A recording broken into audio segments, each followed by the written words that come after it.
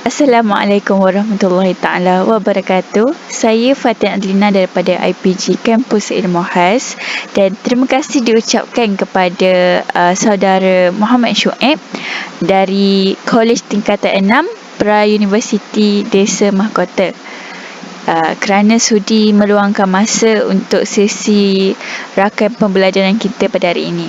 Jadi sesi ini bertujuan untuk berbincang berkenaan platform Canvas yang telah saya binakan untuk tugasan saya.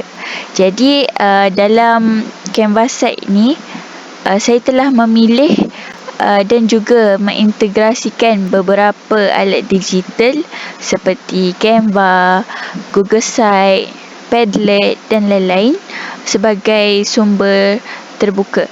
Jadi hari ini saya ingin mendapatkan pandangan ataupun input profesional daripada saudara Muhammad Syuaib tentang beberapa aspek yang penting berkaitan platform yang saya bina ini. Waalaikumsalam warahmatullahi wabarakatuh. Saya sedia untuk berkongsi pendapat saya tentang aplikasi digital. Baik. Okey, untuk soalan yang pertama. Pada pandangan saudara, adakah alat digital yang saya pilih seperti Quizizz atau Padlet sesuai untuk mewujudkan pembelajaran yang bermakna dalam bilik darjah? Dan sejauh manakah ia memudahkan murid untuk faham? Baik, pada pendapat saya, aplikasi peranti yang saudari sebutkan seperti tadi ialah Quizizz dan juga Padlet mempunyai kebaikan dan juga keburukan. Baik, untuk Quizizz, kebaikannya proses pembelajaran akan lebih menarik kerana mempunyai elemen permainan seperti markah dan juga tingkat yang tertinggi jika markahnya yang melebihi ketinggian lah. Tetapi Quizizz juga mempunyai keburukan. Ketika dalam permainan, pelajar mungkin akan lebih fokus kepada markah daripada memahami isi dalam pembelajaran. Dan juga jika Quizizz digunakan terlalu kerap, pelajar akan mula berasa bosan.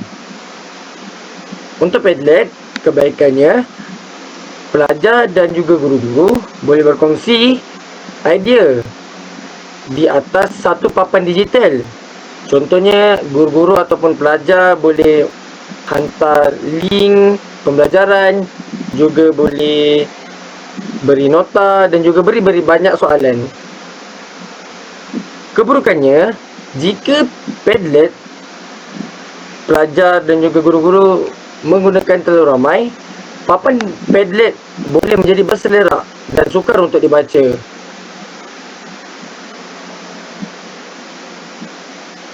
Itu daripada pandangan saya.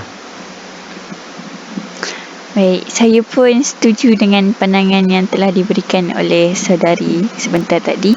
Saudara, maafkan saya. Okey, kita pergi kepada soalan yang seterusnya ya. Jadi, untuk soalan yang seterusnya, apakah cabaran digital yang mungkin akan berlaku daripada murid dan bagaimana kita sebagai guru boleh atasi masalah tersebut? Okey, baik. Untuk cabaran yang pertama, murid kurang mahir menggunakan teknologi. Kerana murid ada yang tidak biasa menggunakan Quizizz atau Padlet. Jadi menyebabkan mereka mengambil masa yang lama untuk menyertai aktiviti tersebut. Untuk mereka beradaptasi untuk menggunakan aplikasi tersebut lah. Okey, apakah cara mengatasi? Okey, sebagai guru, saya akan memberi tunjuk ajar dan demonstrasi terlebih dahulu serta menyediakan panduan yang mudah untuk difahami sebelum aktiviti dijalankan. Jadi, pelajar akan tidak merasa bosan ketika mereka tidak dapat menyertai Quizizz ataupun Padlet. Yang kedua, masalah pencapaian internet juga adalah satu cabaran yang boleh kita hadapi. Jadi, cara mengatasinya, saya sebagai seorang guru, saya boleh menyediakan aktiviti secara berkumpulan. Contohnya, menggunakan bahan cetakan sebagai alternatif, memberi masa tambahan kepada murid untuk memberi masa kepada rangkaian internet untuk baik pulih.